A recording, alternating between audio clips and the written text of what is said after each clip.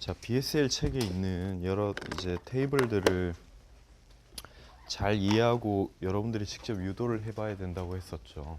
그래서 이제 우리가 다 같이 본 게 예를 들어서 테이블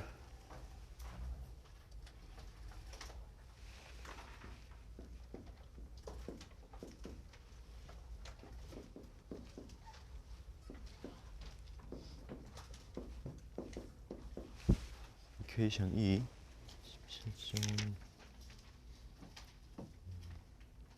17을 한번 같이 유도를 해봤었는데요. 그죠? 그래서 이 유도 과정에서 이걸 뭐 다시 하진 않겠지만 우리가 요런 거를 얻었어요.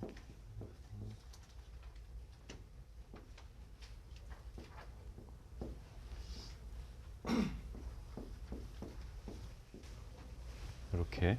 그죠? 여기서 우리가 여기서 fix row를 적용을 하는데 이제 얘가 어떻게 되냐면은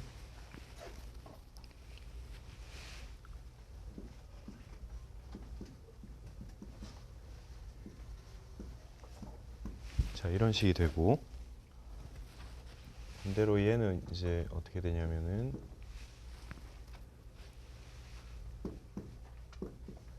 이게 사실은 BA가 돼야 된다는 얘기죠. 여기서.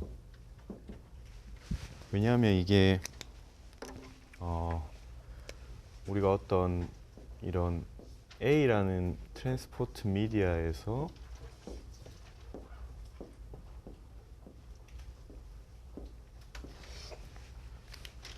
이제 B라는 스피시스가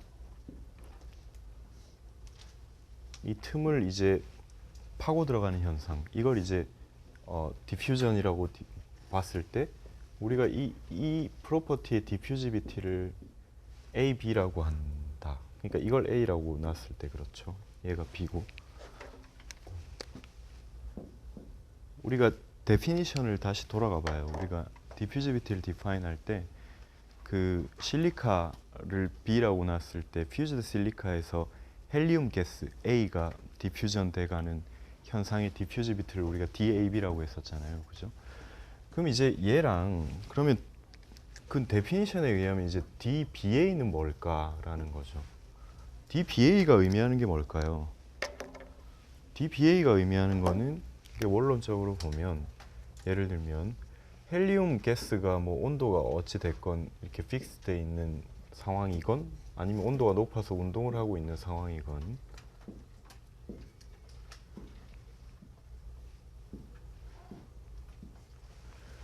여기에 어떤 이유에서든 어쨌든 실리카 파티클이 갑자기 분리가 돼가지고 이 헬리움 가스 속을 파고 들어가는 현상, 이 디퓨전의 디퓨지비티가 DBA가 되겠죠. 그죠? 근데 이제 우리가 유도할 때는 얘를 그냥 DBA를 지난 시간에는 특별한 설명 없이 DAB로 놓고 우리가 증명을 했거든. 그러니까 무슨 말이냐면 저게 사실은 같다는 얘기예요. 왜 같냐면 사실 우리가 수식적으로 같다는 걸 이제 보일 건데 그 수식적으로 해봐야 머리에 들어올 리는 만무하고 우리가 이걸 이해를 해야 되겠죠, 이 현상을. 근데 어떻게 보면 디퓨지비티라는 거는 두 개의 스피시스의 이제 인터플레이에 의해서 결정이 되는 건데 이 B가 정지해 있는 상황에서 A가 운동을 하건 사실은 엄밀히 말하면 리얼리틱하게는 둘 다 운동을 하고 있겠죠. 사실 어떠한 절대 영도가 아닌 이상에는 모든 물질은 운동을 하고 있겠죠. 뭐 고체도 진동을 하고 있을 테니까. 그런 상황에서 A가 여기를 지나가는 거는 그냥 상대 속도적 개념에서 보면 얘가 정지하고 있을 때 얘가 지나가는 이벤트라고 우리가 바꿔서 생각할 수도 있거든, 사실. 그러니까 무슨 말이냐면 극단적으로 모든 파티클이 다 정지하고 있는 상황에서 A만 운동을 한다는 거는 B 입장에서 보면 A가 정지하고 있고 자기들이 운동하고 있는 것처럼 보일 수도 있는 거거든. 그죠? 이게 상대 속도 개념이잖아요.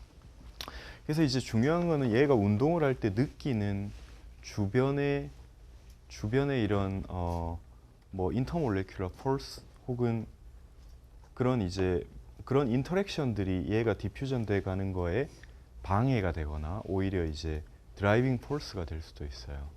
그러니까 인력이 너무 강하면 얘가 디퓨전 되기가 힘들게 여기 어디전이 될 수도 있고, 그죠?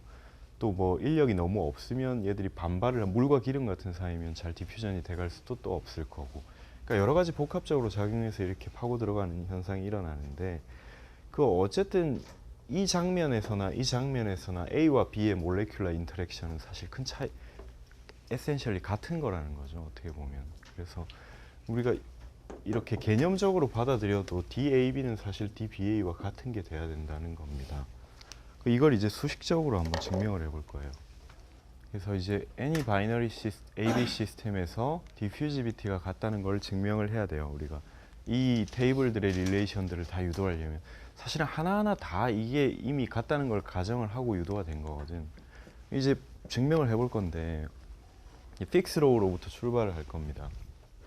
이제 A의 컨덕티브 몰레큘러 플럭스가 주어져 있고요. 이제 B의 컨덕티브 플럭스가 있고, 그럼 얘들은 이제 픽스 로우에 의해서 이렇게 출발을 합니다. 디퓨지비티가 현재까지는 데피니션만 따르면 이렇게 정의가 되겠죠. 그러면 얘를 우리가 렐러티브 벨로시티 개념으로 이렇게 바꿀 수가 있다고도 배웠습니다. 그죠? 자, 여기까지는 픽스 로우예요. 여기까지는 픽스 로우인데 우리가 이걸 피지컬리 보면 이렇게 성립이 돼야 되겠죠. 그죠? 맞아요? 자, 이걸 이제 1번, 2번 식으로 놓고 얘 둘을 더하면 무슨 일이 일어나냐? 그럼 JA 더하기 JB가 될 거고, 이거 두 개가 더해집니다. 두 개가 더해지면 자, 이런 식으로 되는 거죠. 그럼 얘를 우리가 어떻게 다시 써볼 거냐면 요렇게, 그러니까 이걸 각각 풀어 헤쳐가지고 요 텀하고 요 텀을 모으면 여기 나올 거고, 그다음에 요 텀하고 요 텀을 모으면 여기 나오겠죠. 이렇게. 자, 근데 우리가 이게 어디서 많이 본 것 같지 않아요? 이게 뭐의 데피니션이죠? 그쵸. 이게 우리 이거부터 봅시다. 로우 A 더하기 로우 B는 바이너리 시스템이니까 뭐겠어요? 이건 토탈 덴시티가 될 수밖에 없고, 그죠? 얘는 아까 저기 우리 희준 친구가 얘기했듯이 이게 토탈 벨로시티의 데피니션이에요. 그러니까 이게 로우 V가 돼야 돼요. 무슨 말이냐면 이 저기 매스 어버리지드 벨로시티가 데피니션에 의해서 이렇게 결정이 되거든. 그죠? 그러면 로우 매스 어버리지드 벨로시티는 요게 된다는 거죠. 그죠? 그럼 이 위에 있는 분자 텀은 결국 뭐냐면 이게 로우 V란 얘기예요. 로우 V 빼기 로우 V예요. 이게 뭐예요? 이게 0이 된다는 얘기예요. 그죠? 자, JA 더하기 JB는 any binary 시스템에서 무조건 0이 돼야 돼요. 이거는 여러분들이 꼭 기억을 하고 있어야 돼요. 왜 그럴까요?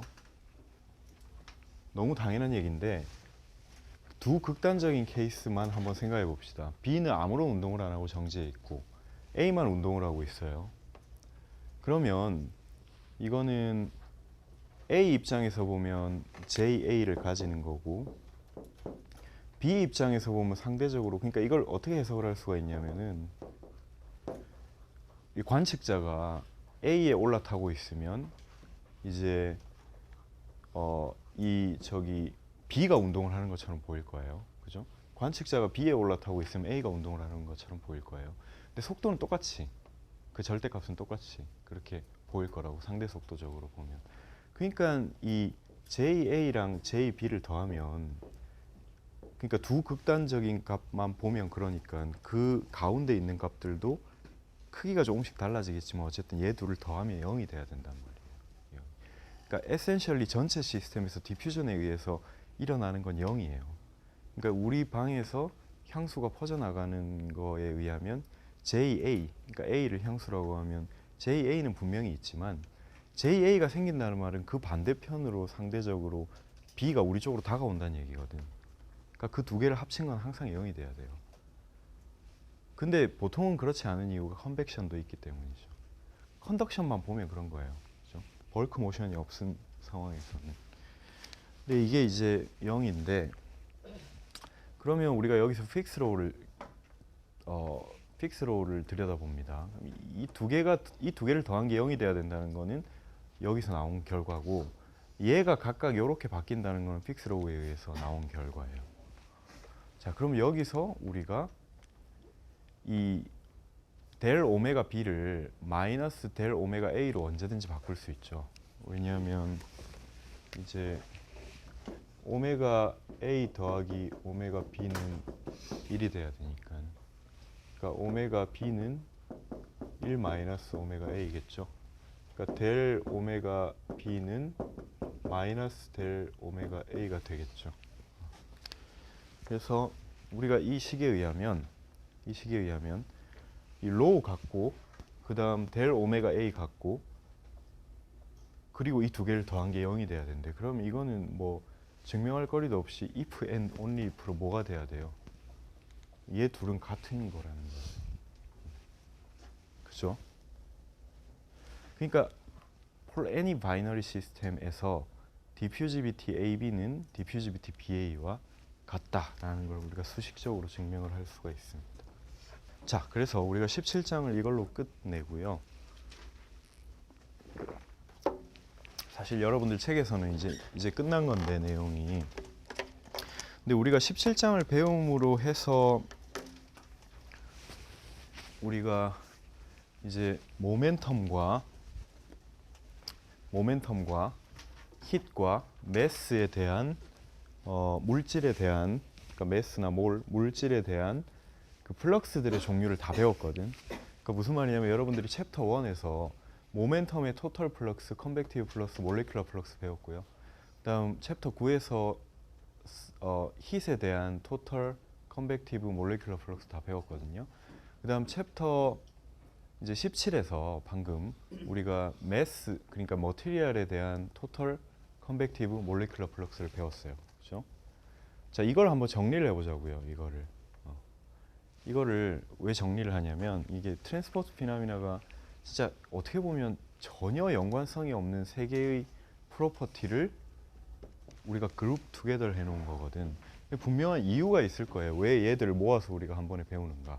어떠한 시메트리가 존재하기 때문인데 그걸 우리가 한번 좀 자세히 한번 살펴보자는 거거든요. 먼저 모멘텀에 대한 토털 플럭스는 우리가 뭐라고 표현을 했었죠? 자, 컴바인드 모멘텀 플럭스 텐서라는 걸 우리가 배웠어요. 그죠? 자, 힛은 E, 컴바인드 에너지 플럭스 벡터였어요. 매스는 방금 배웠죠? 매스가 뭐죠? 매스는 우리가 NA라고 했었고, 몰은 대뮤자이라고 썼었죠. 그럼 이제 컨벡티브 텀, 모멘텀에서 컨벡티브 텀은 뭐였죠? 로 BB. 자, 힛은 뭐 힛 커패시티가 나오는 뭐 그런 텀이 있었죠. 자, 로 CPT V. 그다음 매스와 몰은 각각 우리가 로 A. 그러니까 여기는 매스로 씁시다. 여기가 로 A라면 몰은 뭐겠어요? 몰은 뭐죠? CAV가 돼야 되겠죠. 여러분 이게 빨리빨리 이렇게 와야 돼요. 그래야 이게, 여러분도 아직 그 테이블 릴레이션 다 유도 안 해봤죠? 그죠? 그래서 그걸 꼭 해봐요. 그래서 자, 그럼 이제 몰레큘러 텀은 우리가 트랜스포트 피노미나에서 세 개의 임페리컬 릴레이션에 의해서 우리가 임페리컬 릴레이션을 배웠어요. 그게 뭐냐면 모멘텀에서 배운 게 뭐죠, 우리가? 자, 모멘텀의 몰레큘러 플럭스는 어떤 법칙에 의해서 디파인이 됐어요? 자, 뉴턴스 로우 비스코시티가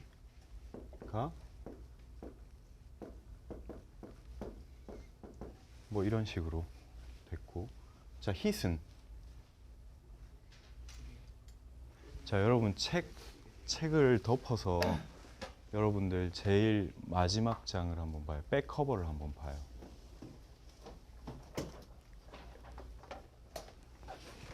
자, 힛은 어떻게 디파인이 돼요? 퓨리어스 로우 오브 힛 컨덕션에 의해서, 자, 이런 식으로 디파인이 될 거고, 마지막 머티리얼 매스라고 한다면은 픽스 로우에 의해서 우리가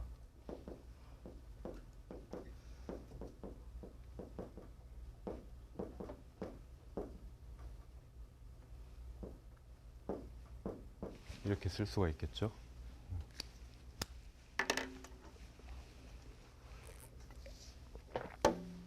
자, 요것만 써놓으면 얘들이 뭔가 연관은 있는 것 같은데 정확하게 대칭이 되지가 않거든. 그래서 우리가 이거를 디퓨지비티의 개념으로 통일을 할 수가 있었죠. 자, 각각의 항에 뭐가 들어가야 될까요? 우리 이거 수도 없이 했는데.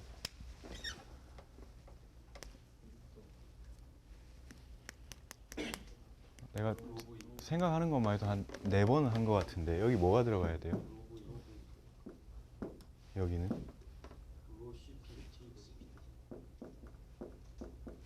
여기는?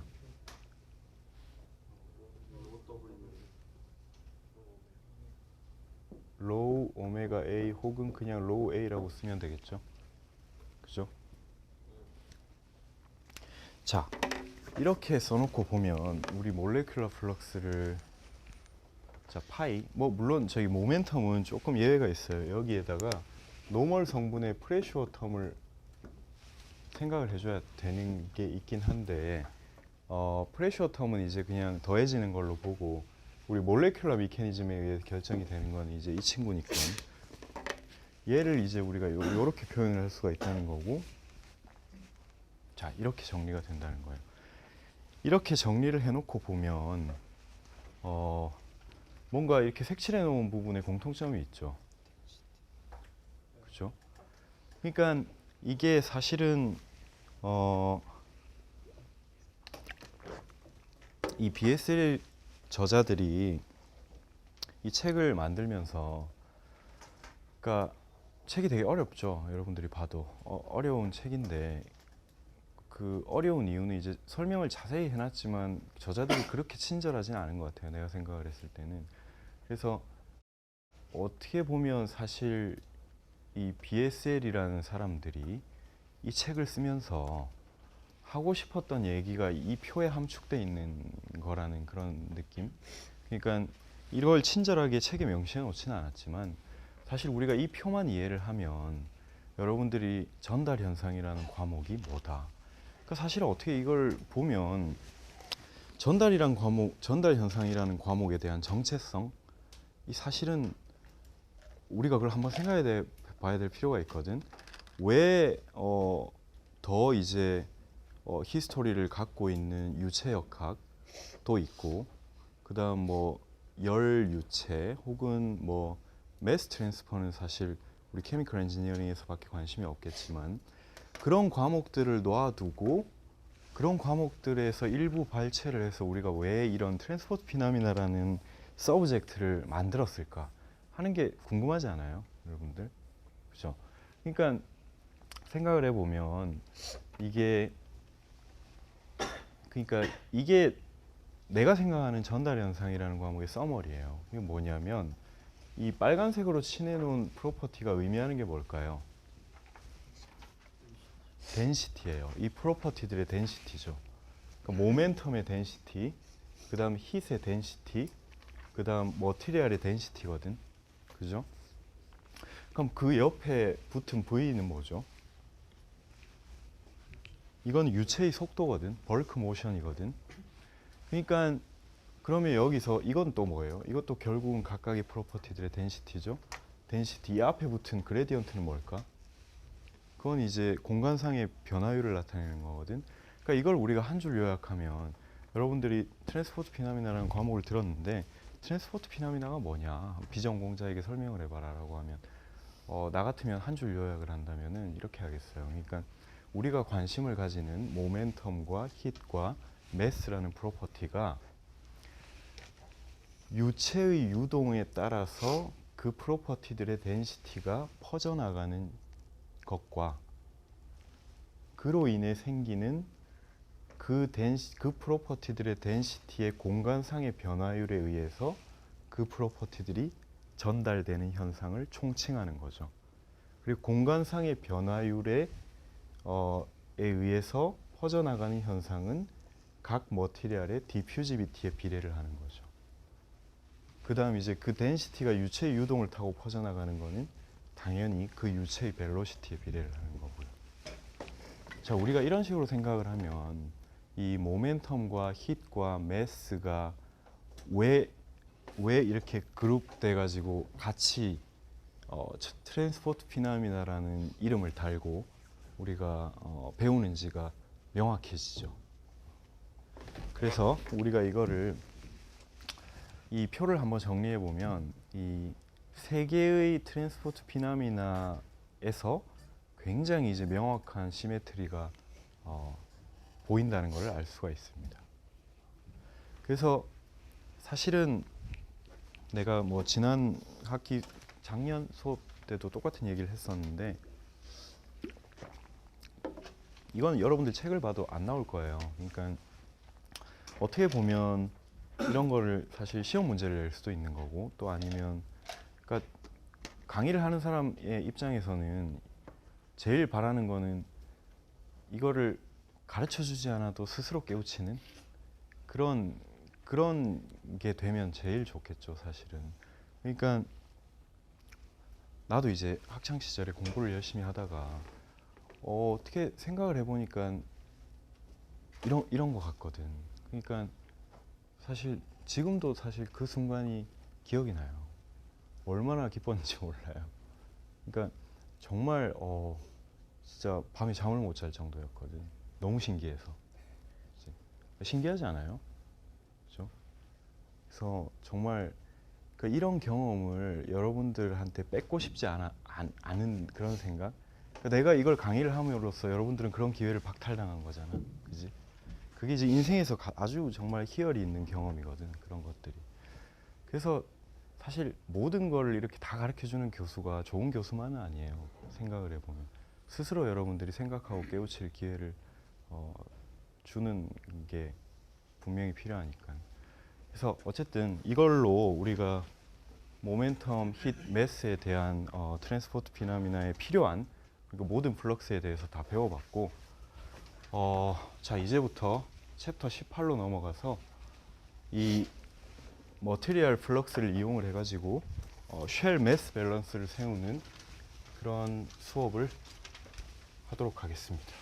자 제목이 뭡니까? Concentration Distributions in Solids and in Laminar Flow. 그러니까 솔리드뿐만 아니라 이제 라미너 플로우에서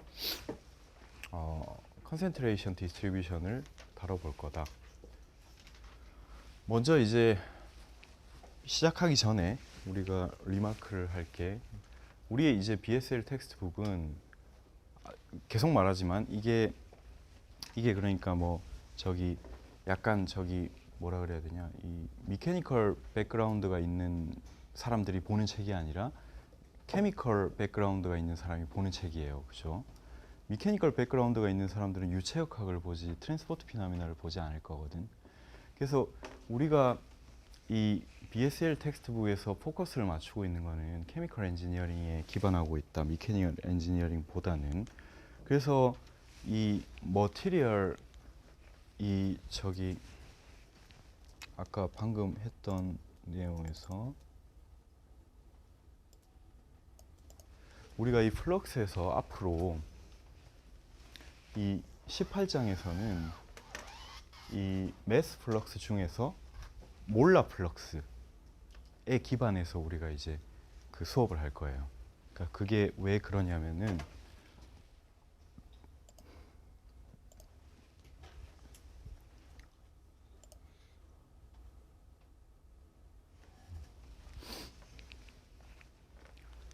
자 여러분 뭐 지난번 고분자 시간 때 반응공학 수업 듣고 와서 늦은 친구들이 있었죠. 여기도 있나? 반응공학 듣는 친구들. 승우. 그래. 2명밖에 없어? 자 이게 그러니까 앞으로 우리가 18장에서 배울 것들이 그 희소식인데 우리가 이제 그 관점이나 어프로치하는 방법들이 이 화학 반응공학에서 하는 것과 굉장히 유사해요. 왜냐하면 결국 반응공학이라는 것도 in and out equal generation 그게 끝이잖아. 사실은 그게 끝이라고 하면 좀 그렇지만 어쨌든 사실은 그게 끝이거든. 어떻게 보면. 근데 그거는 이제 포커스를 전달 현상에서 보면 머티리얼에 맞추고 있는 거거든. in and out equal generation을 hit으로 하거나 모멘텀으로 보진 않잖아요. 반응공학에서는. 그러니까 매스 트랜스퍼를 훨씬 이제 저기 인더스트리얼적 관점에서 들여다보는 게 화학 반응공학이에요. 그러니까 반응공학에서 쓰게 되는 용어들이나 이런 이제 관점들하고 굉장히 유사할 거예요. 그래서 토탈 몰라 플럭스로 우리가 이 NA를 그러니까 매스 베이스드를 쓰는 게 아니라 우리는 이제 라지 NA를 쓸 거고 얘 대신에 그럼 이제 라지 NA라는 거는 여러분들 이렇게 표현이 되겠죠? 자, 이 테이블을 늘 이제 인지를 하고 있어야 돼요. 테이블을 보지 않더라도 테이블의 G가 뭔지 I가 뭔지 여러분들이 잘 알고 있어야 돼요. 그래서 이제 그 테이블을 보면 알겠지만 이건 데피니션이죠. 사실은 이 NA라는 거는 자 이렇게 디파인이 됩니다. 자, 이게 대문자는 이제 몰라를 의미한다 그랬고 이 스타가 뭘 의미한다 그랬어요? 몰라 에버리지라는 뜻이에요. 몰라 에버리지. 그리고 이건 대문자니까 몰라 베이스드에 몰라 에버리지 속도를 썼다는 얘기죠. 그다음 얘가 요렇게 바뀔 수가 있습니다. 자, 이건 조금 헷갈릴 수가 있으니까 테이블을 한번 봅시다. 테이블을. 이게 어디 나오는 릴레이션이에요? 8-2 테이블에 D번인가? 그죠? 우리 다 사실 이거 우리 유도하지 않았어, 그지? 지난 시간에 유도한 식이에요, 그죠? 그래서 이제 이런 식으로 표현이 되는데 여기 있네. 자, 여기서 이 몰라 어버리지드 벨로시티라는 거는 이렇게 디파인이 됩니다. 그죠? 이걸 정확히 매스 덴시티로 그리고 매스 덴시티로 바꾸면 그게 매스 어버리지드 벨로시티가 되는 거예요. 자, 이게 의미하는 바는 여기는 이제 토털 플럭스가 되는 거고, 자 이게 이제 컨벡션, 그다음 이제 컨덕션이 된다는 거예요. 혹은 이제 디퓨전. 늘 생각을 해야 될 게 지금 이게 이제 전파가 돼갈 때, 자 이게 토털, 이게 컨벡션, 이게 이제 컨덕션이란 얘기죠. 그렇죠? 자, 그 다음 또 이제 들어가기에 앞서 우리가 생각을 해봐야 될 게 제너레이션 텀입니다. 제너레이션. 그러니까 in and out equal 제로이면 좋겠지만 화학 반응에서는 in and out equal 제로가 아니라 플러스가 될 수도 있고 마이너스가 될 수도 있어요. 그죠? 그러니까 사실 에너지나 모멘텀이 플러스가 될 수 있고 마이너스가 될 수 있는 건 아니에요. 왜냐하면 모멘텀은 보존이 돼야 되고 에너지도 보존이 돼야 되죠. 그거는 우리 과목 위에 있는 대전제예요. 그죠? 그건 공리예요. 운동량이나 에너지는 늘 보존이 돼야 되는 거거든. 그러니까 인앤아웃 이꼴 0이에요. 0.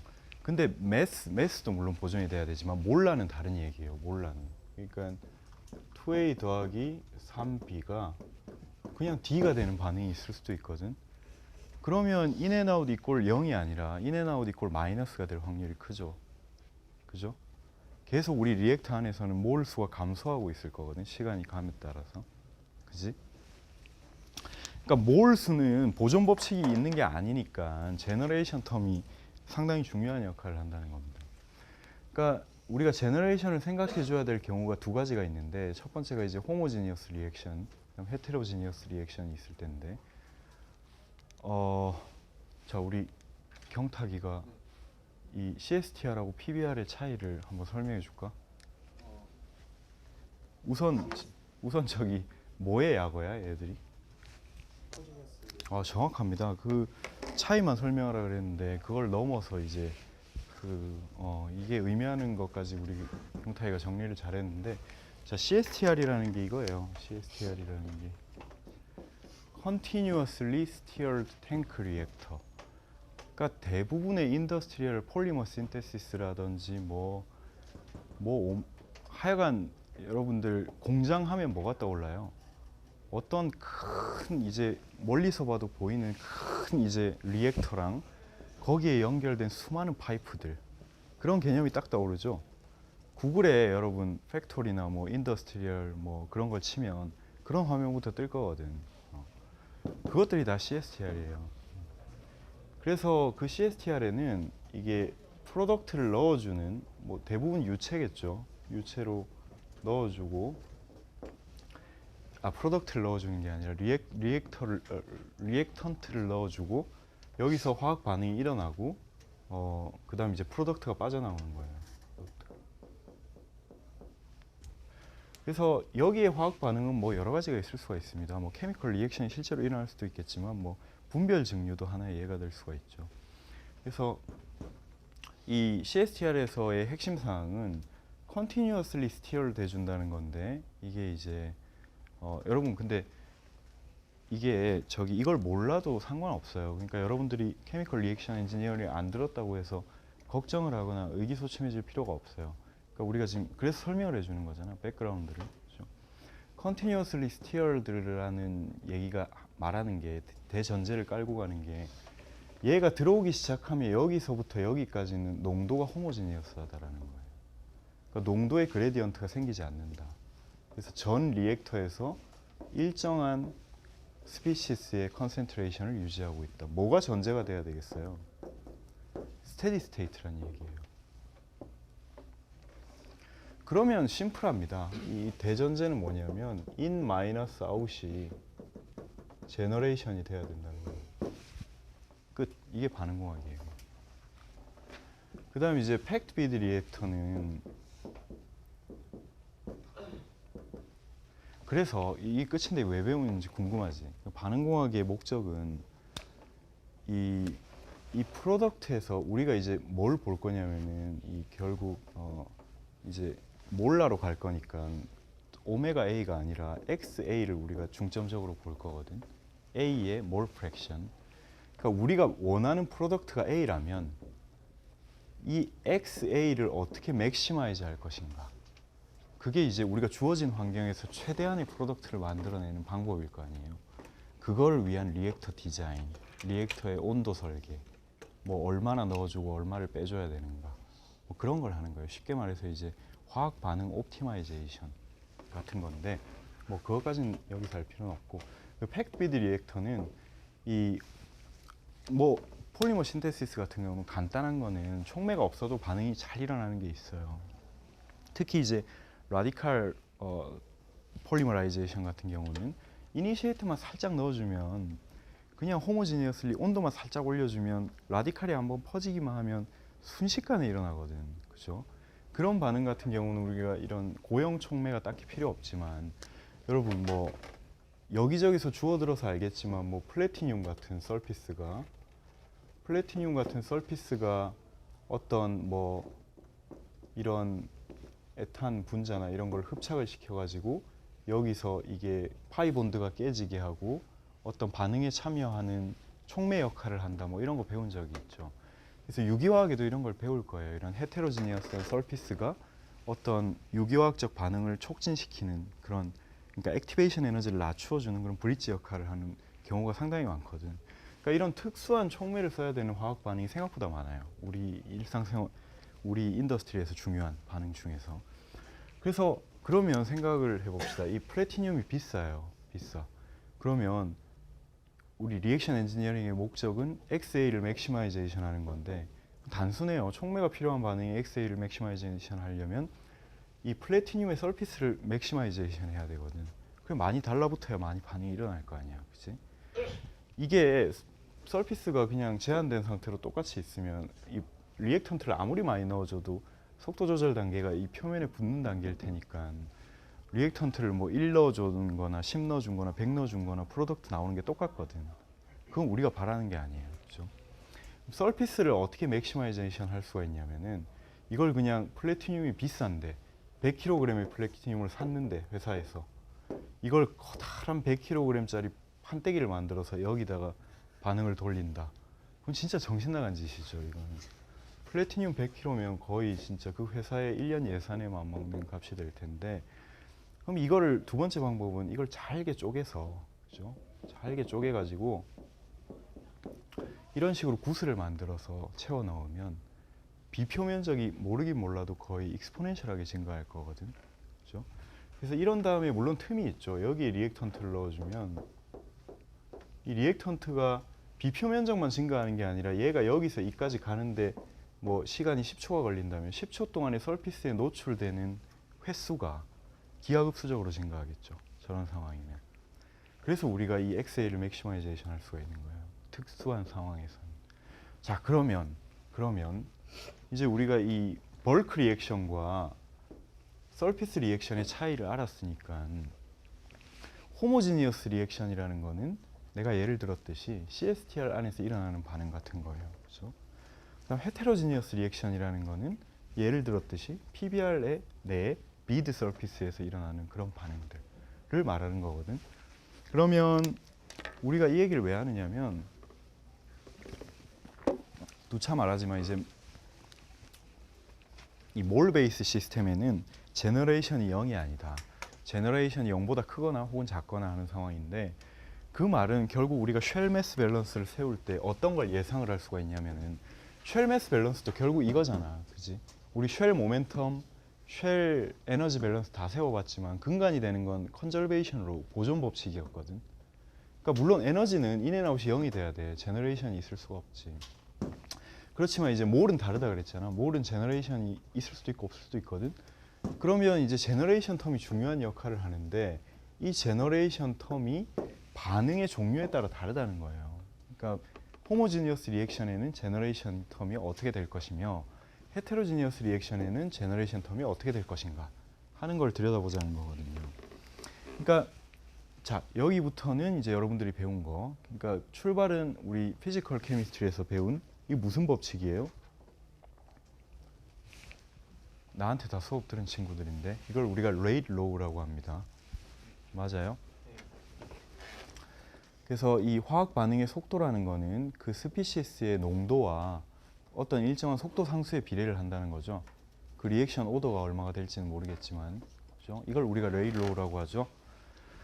자, 그러면 호모지니어스 리액션에서의 레이트 로우는 어떻게 될 것인가 하는 걸 들여다보면 우리가 이걸 몰라 프로덕션 레이시라고 합시다.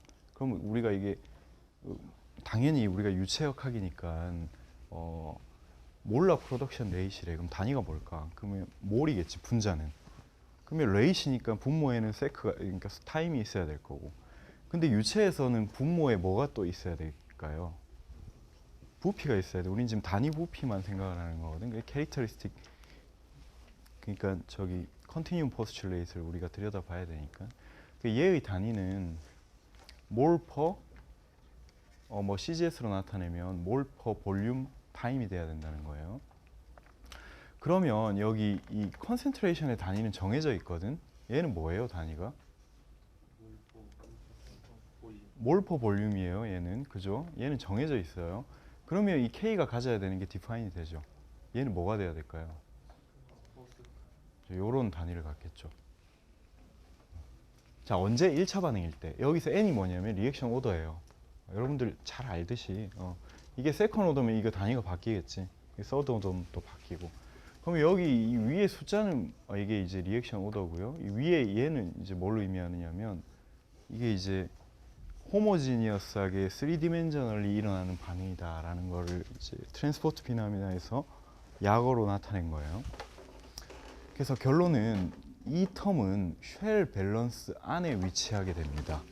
그러니까 무슨 말이냐면 여러분들 지금까지 배운 쉘 뭐 밸런스의 그 개념을 한번 들여다보면 똑같은 걸 우리가 유출할 수가 있는데 유체의 흐름이 예를 들면 이런 리액터에는 뭐 이런 레디얼 방향은 무시를 하고 뭐 아래 위로만 움직인다 뭐 그런 걸 가정을 하겠지. 그럼 쉘을 우리가 어떻게 잡아요? 이런 식으로 신 쉘을 잡을 거 아니야, 그지? 그럼 신 쉘을 잡으면 우리가 하는 일이 인, 아웃 그리고 여기서의 제너레이션을 생각하는데 호모지니어스 리액션은 어디서 일어나냐면 우리 쉘 안에서 일어나고 있잖아, 그지? 그래서 이 제너레이션 텀이 우리 쉘 매스 밸런스 안으로 들어올 거예요. 호모지니어스 리액션에서는. 반면에 이제 헤테로지니어스 리액션은 어떤 서피스에서 일어나는 거를 말하는 거거든. 그래서 이게 이제 여기는 우리가 이 RA라고 쓰기가 조금 애매한 게 어쨌든 볼륨으로 단위 볼륨당 리액션이 의미가 없어요. 그죠? 그러니까 대신에 단위 면적당의 리액션이 의미가 있는 거거든. 표면에서 일어나는 반응은. 그래서 우리가 단위 면적당의 그 몰이 생성되는 거, 이게 결국은 우리가 배운 토탈 몰라 플럭스거든. 플럭스란 단위 자체가 그 프로퍼티를 에어리어와 타임으로 나눈 거잖아요. 그게 유닛이 같죠. 헤테로지니어스 리액션에서의 리액션 레이시거든, 따지고 보면. 그래서 얘는 단위가 몰 퍼 에어리어, 세크가 빠진 것 같은데, 세크가 저 타임이 있어야 되겠죠. 그다음 얘는 컨센트레이션은 같아요. 이렇게 주어지면 얘는 어떻게 되나? 여기 세크가 빠졌네, 그죠? 자, 여기 똑같이 이건 투디멘셔널 리액션을 말하는 겁니다. 얘는 이제 어디서 나오느냐? 얘는 예를 들어서 뭐 여기 이렇게 여기 이제 뭐 여기 플래티늄을 판때기를 깔아놓고 여기서 촉매가 붙어가지고 여기서 반응이 일어나다가 최종적으로 여기 오면 뭐 2단계 반응이 일어난다고 가정을 하면, 그러니까 반응이 여기서만 일어나거든. 근데 우리가 쉘을 이렇게 잡으면 이 쉘 안에 저 촉매가 없잖아요. 그러니까 이건 쉘 밸런스 안에 나오는 게 아니라, 예를 들면 Z 포지션이 뭐 Z 이꼴 0이 여기라고 하고 뭐 Z 이꼴 뭐 L이 여기라고 하면 Z 이꼴 0에서만 이게 나타나죠. 그러니까 이거는 우리 경험에 의하면 어디서 나와야 되는 거냐면은 쉘 매스 밸런스를 세울 때 바운더리 컨디션으로 주어진다는 거죠. 이런 것들은 보통. 그러니까 Z를 0으로 보내면 어떤 추가적인 반응이 일어난다. 뭐 이런 개념으로. 이제 쉘 매스 밸런스도 개념은 똑같습니다. 이 컨벡션하고 컨덕션을 한 텀에 모으면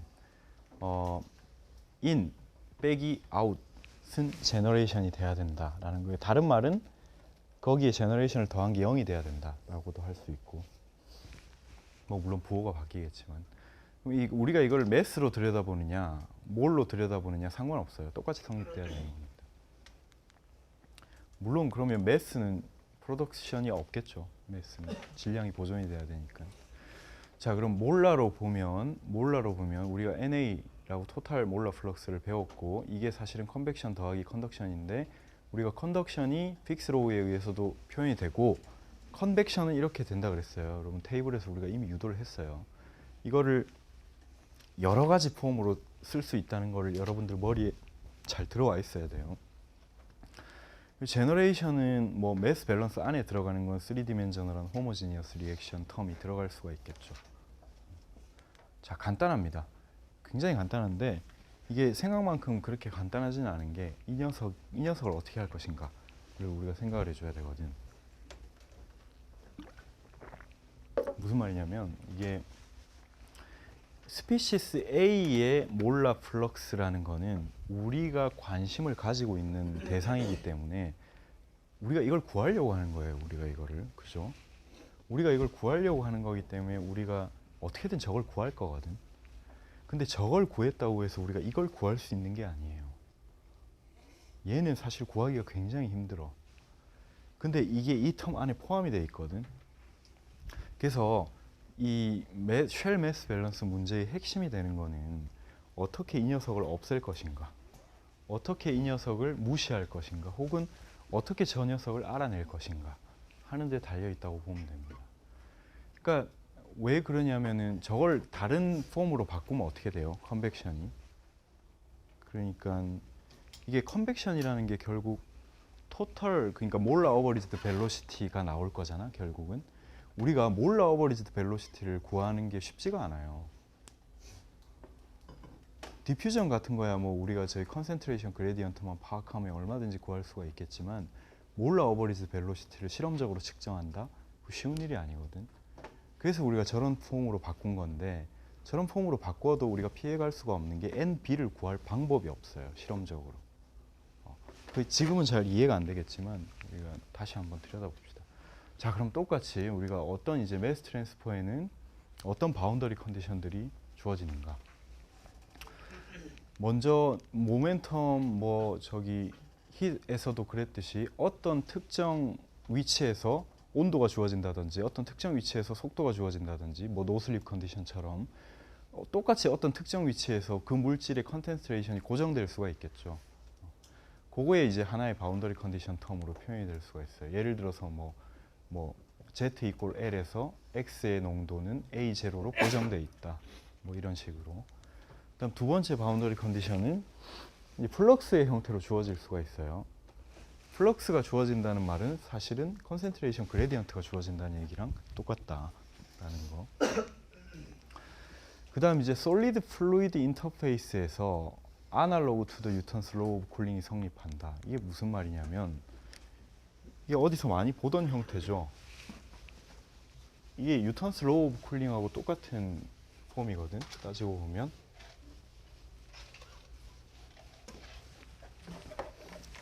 그러니까 뉴턴스 로우 오브 쿨링이라는 게 뭐였냐면 이런 이제 서피스에서 여기가 솔리드고 여기가 플루이드라고 할 때 이런 식으로 템퍼리처 그레디언트가 있을 텐데 뭐 벌크로 가면 여긴 세츄레이션이 될 테니까 그다음 여기서는 뭐 직선으로 이렇게 간다고 할 때 과연 이 애매한 이 바운더리를 어떻게 처리할 거냐라는 게 이슈였죠. 근데 이걸 이제 뉴턴이라는 사람이 도입을 한 게 어떠한 히트 트랜스퍼 코에피션트를 가지고는 어떤 1차 함수로 우리가 근사를 할 수가 있다라는 게 뉴턴스 로우 오브 쿨링의 핵심이거든. 그러니까 무슨 말이냐면 여기에 플럭스는 여기에 비례한다는 거거든.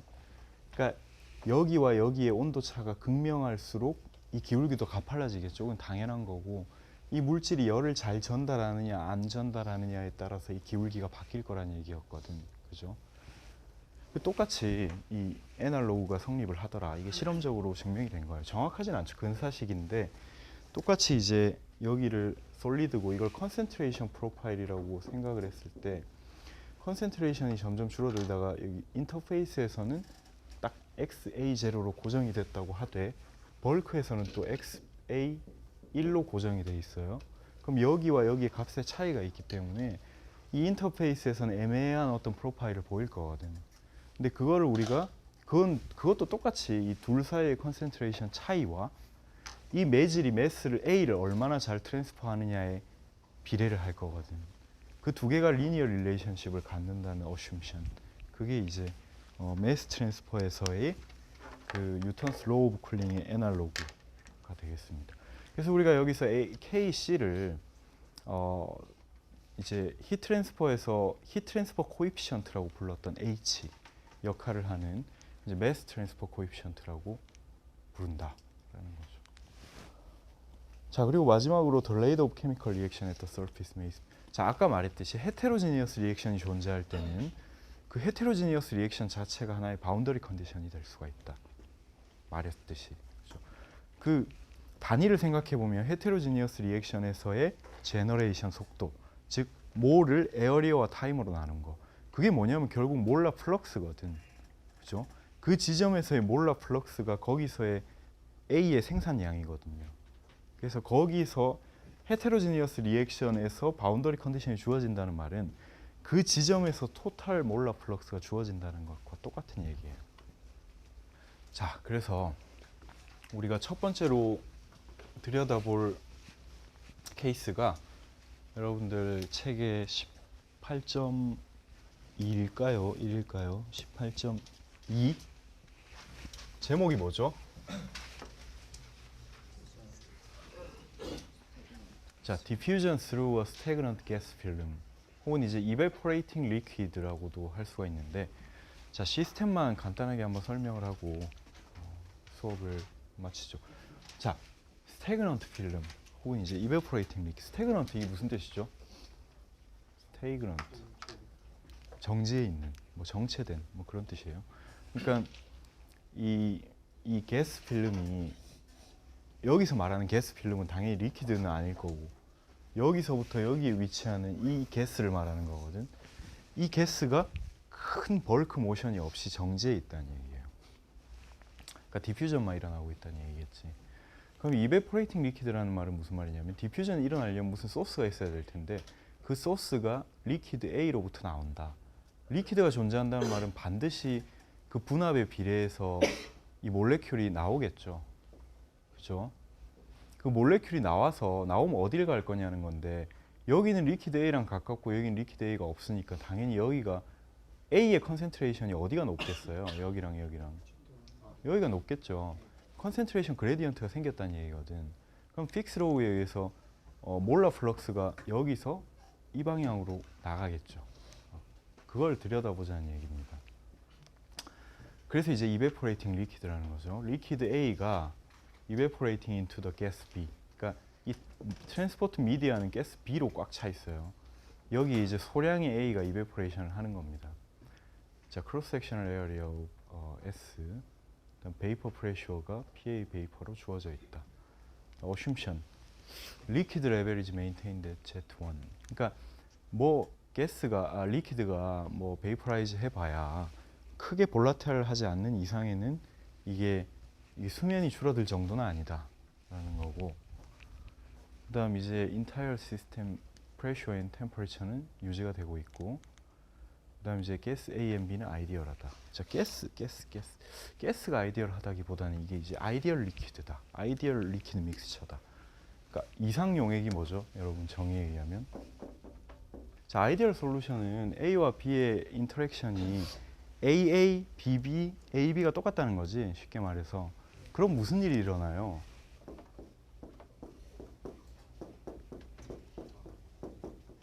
이게 성립하잖아. 이게 무슨 법칙이야? 라울의 법칙이잖아요. 라울의 법칙. 여러분 이상 용액이라는 건 라울의 법칙이 성립하는 용액이죠. 맞아요? 다 알고 있는데 대답을 안 하는 이유를 잘 모르겠습니다. 하여간 이 A와 B는 이상 용액을 만들고 있습니다. 그러니까 이 우리가 베이퍼 프레셔를 유용하게 쓸 수가 있겠죠. 유출을 해보건데. 그 다음 이제 B는 stationary and insoluble in A. 자, 무슨 말이냐면 우리가 스태그넌트라고 그랬으니까 이 벌크 모션은 크게 없어요. 얘는 여기 실린더 안에 정지하고 있어요. 자, 그러려면 이게 가둬져야 될 텐데 어떻게 우리가 가두고 있냐면은 이 위에서 튜블런트를 흘려줘요. 아주 빠른 속도로. 그럼 이게 유체가 흐름이 이렇게 가고 있기 때문에 얘가 이렇게 피어 올라가지고 이렇게 벌크 모션을 만들 여지가 별로 없는 겁니다. 이 안에 갇혀 있는 거예요, 공기가. 그리고 이게 상황이 B가 여기 녹아 들어가기 시작하면 상황이 복잡해져요. 그럼 B의 컨센트레이션 그레디언트가 만들어져 가지고 막 무슨 일이 일어날 거거든. 그렇지는 않다. 자, 그리고 no radial dependence. 자, 이게 그러니까 이런 이제 vertical height dependence만 있다고 보는 겁니다. 실제로는 이 표면이랑 이 센터랑 좀 다르긴 하겠지만 뭐 그런 건 무시하자는 얘기고요. 그다음 at the liquid gas interface에서 the mole fraction. 자, 이게 이제 그 얘기죠. 이 라울의 법칙이 성립을 하면 자, liquid gas interface에서 mole fraction이 여기서 그러니까 여기서 A1 XA1으로 주어져 있고, 근데 이 지점에서 XA1이라는 거는 이 법칙에 의하면 자, 이렇게 바뀔 수가 있죠. 이렇게 토탈 프레셔 분의 그 A의 베이퍼 프레셔로, 그러니까 이 지점에서만 성립되는 바운더리 컨디션이 될 수가 있다. 그리고 게다가 이제 토탈 프레셔는 일정하게 유지가 되고 있다고 했고, 자, 마지막으로 자, at the top of the cylinder mole fraction is given. 자, 여기 가스 튜블런트에는 A와 B의 컨센트레이션이 똑같이 유지가 된 게 흘러가고 있어요. 그래서 이 지점에서의 A의 몰 프랙션은 XA2로 픽스가 돼 있다는 그런 얘기입니다.